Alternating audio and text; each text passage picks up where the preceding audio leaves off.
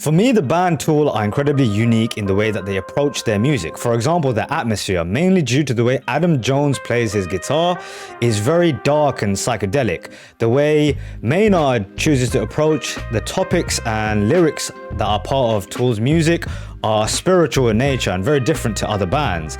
And I think the main thing that makes them very unique is the way that they structure music.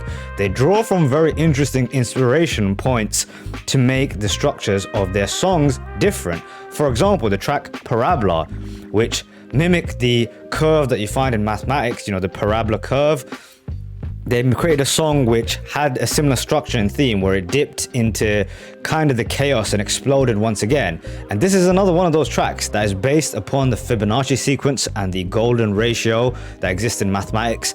I think it's an incredibly unique way to approach music. This is another very long track. So what we'll do at the end of it is also have a look at these couple of details that I have written down. I've not gone through them to make sure that the song is fresh for me, but we'll go over them and see how they affected the music and if I had picked up on them at all. So other than that, hope you guys enjoyed. This should be a longer one and I can't wait to kind of break down and analyze this music. Here we go. This is Lateralus by Tool. It's been a minute since I've done any Tool music. I can't wait to get into this one. If you do end up enjoying the video, hit me with a like, maybe share it with a friend. And if you are new to the channel, subscribe. We do a lot of in-depth looking into music, reacting to various songs. So join our awesome community.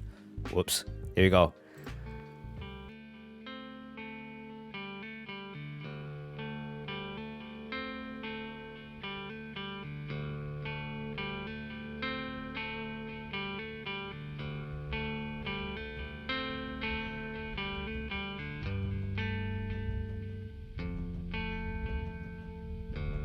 Just from those first couple of moments, you know it's a Tool song. It's mysterious, it's dark.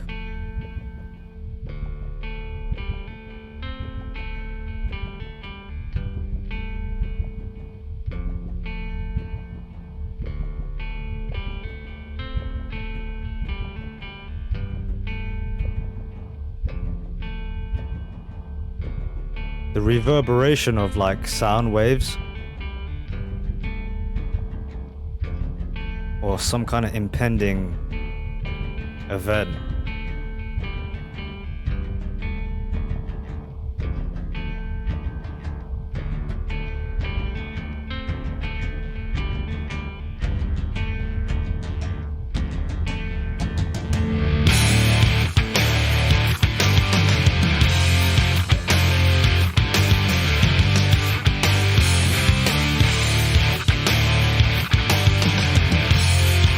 That's how you introduce a fucking track.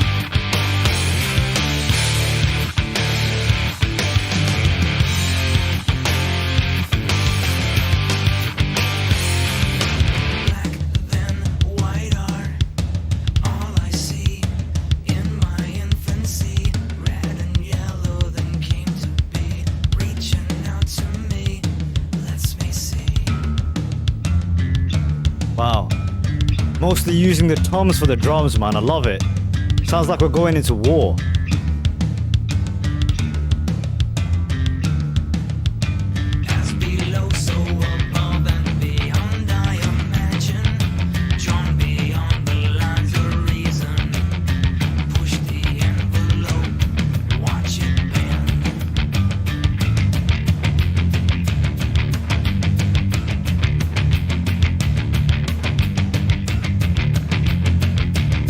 Drawn beyond the lines of reason.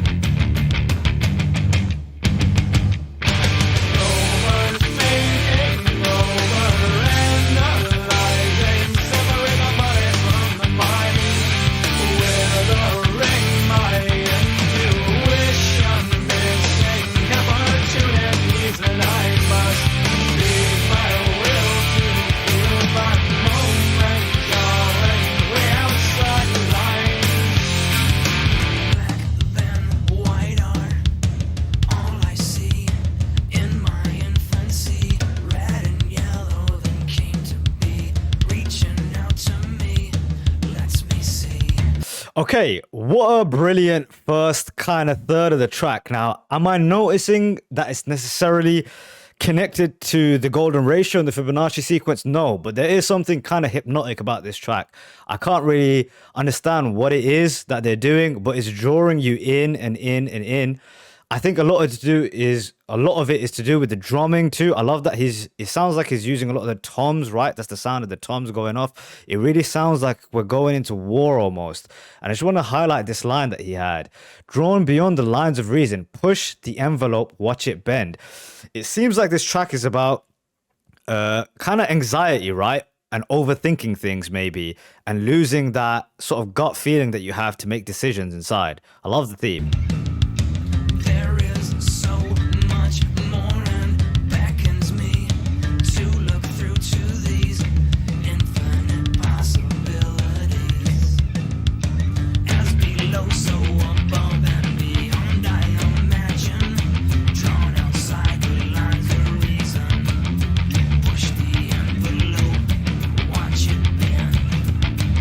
Love how that guitar is building up.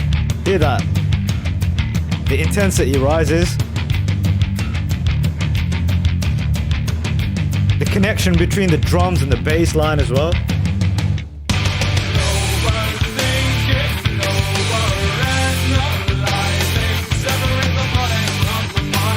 Ooh.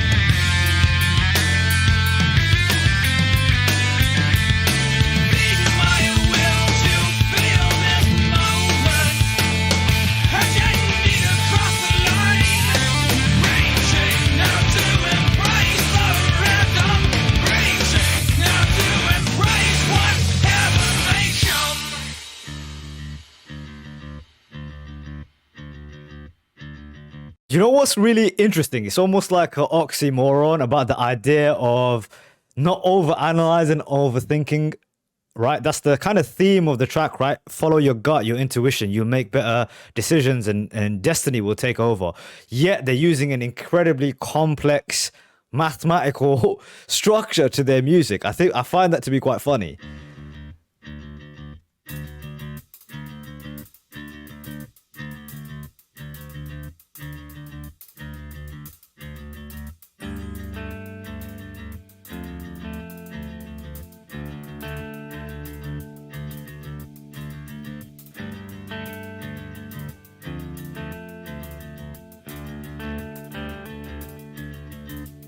They're so good at this, man.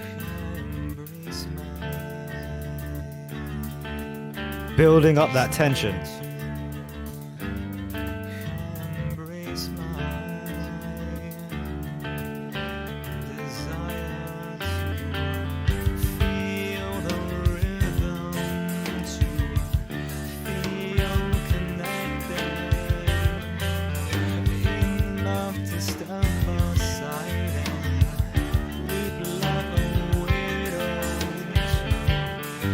Hear that awesome echo effect.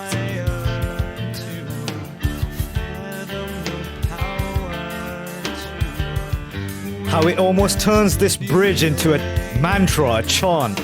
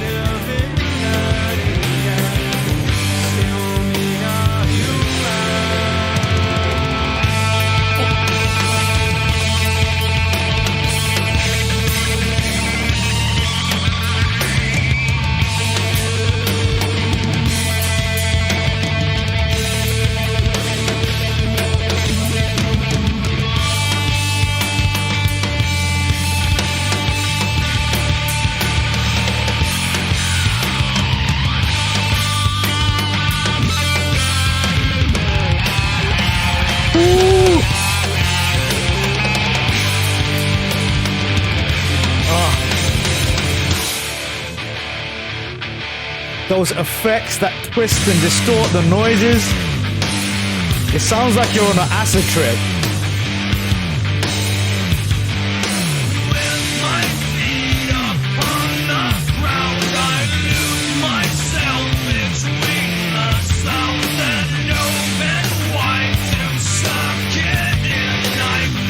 You guys hear that deep alien noise as well?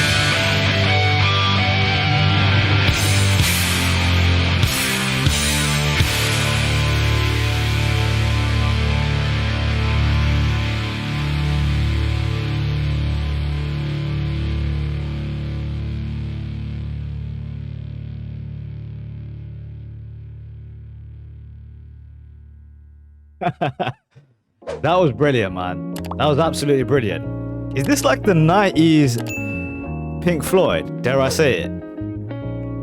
They've got very similar elements to them, you know. Conceptually brilliant. They certainly both go deep in terms of their subject matter.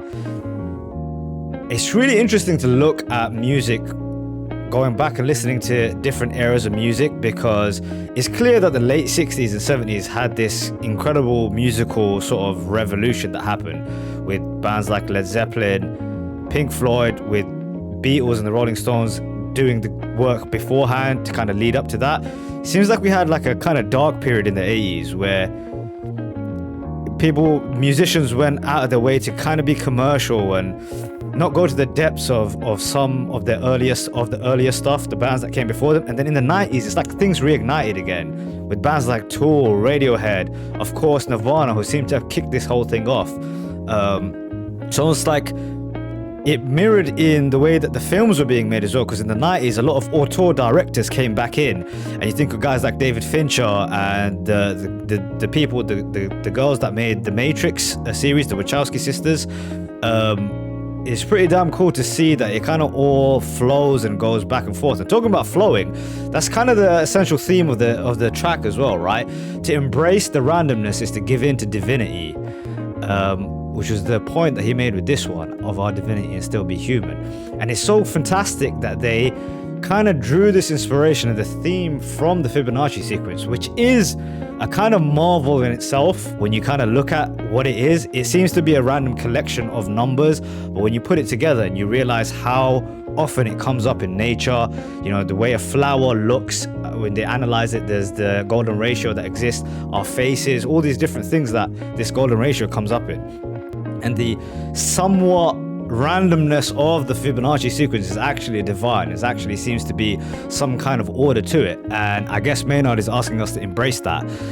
Brilliant theme, brilliant track. Lastly, I just wanted to check this section that I wrote down some facts about the track.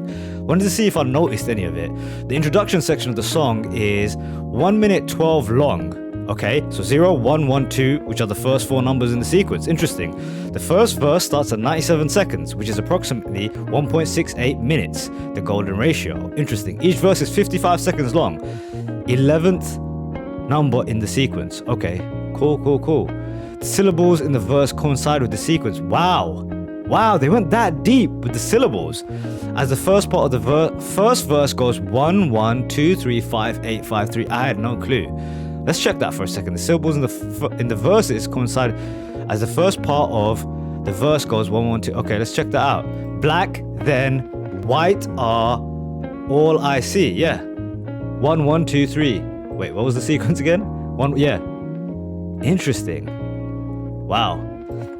The second line, to swing on the spiral, finishes at 618, which numerically matches 1.618, the golden ratio. The time signature of the main riff is 988878. 987 is the 17th term in the sequence.